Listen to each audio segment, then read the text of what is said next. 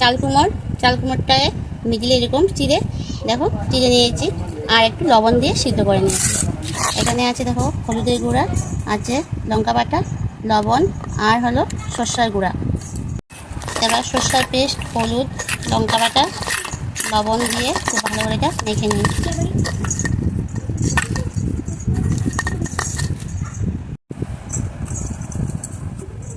তো পেস্টটা পুরো রেডি হয়ে গেছে। এখন আমি চাল কুমড়োর ভিতরে ঢুকিয়ে দেবো।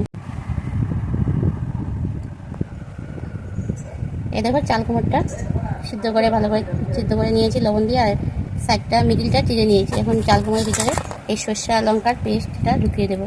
সর্ষা লঙ্কা লবণ পরিমাণভাবে দিয়ে পেস্ট বানিয়েছি, তো সেটা এখন ঢুকিয়ে এভাবে এটা চূড়াটা লাগিয়ে নিলাম। তারপরে চালের পেস্টের মধ্যে বা বেসনের মধ্যে লাগিয়ে এটা ভেজে নেব। আমি বাকি এগুলো সব একসাথে করে নিই। দেখো এখানে আমি সবগুলো চাল কুমড়ার পুর রেডি করে দিয়েছি, ভিতরে পুর ভরে, দেখো পুর ভরে রেডি করে নিয়েছি।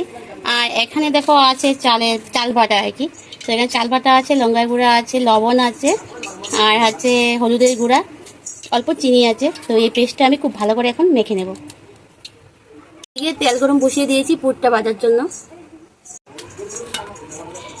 পেস্টটা দেখো পুরো রেডি করে নিয়েছি ফিটিয়ে। এখন এখান থেকে একটা নেব, এর মধ্যে ভালো করে চুবিয়ে নেব। এদিকে আমার তেলটা গরম হয়ে গেছে, চলো এবার পুরটা ভেজে নেই। আঁচটা কম দিয়ে ভাজবে, তাহলে পুরটা খুব সুন্দর করে ভাজা হবে, আর খেতেও কিন্তু খুব টেস্টি হবে।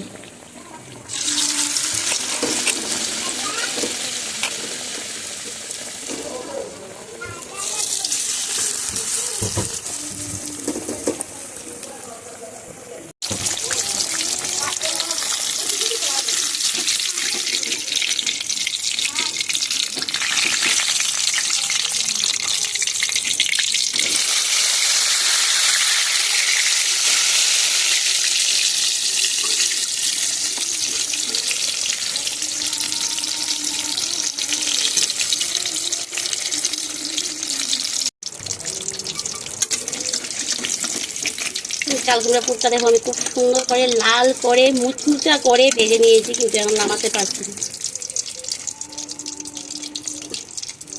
এই দেখো দেখেছি বন্ধুরা, খুব সুন্দর করে লাল করে মুচমুচা করে ভেজে নিয়েছি।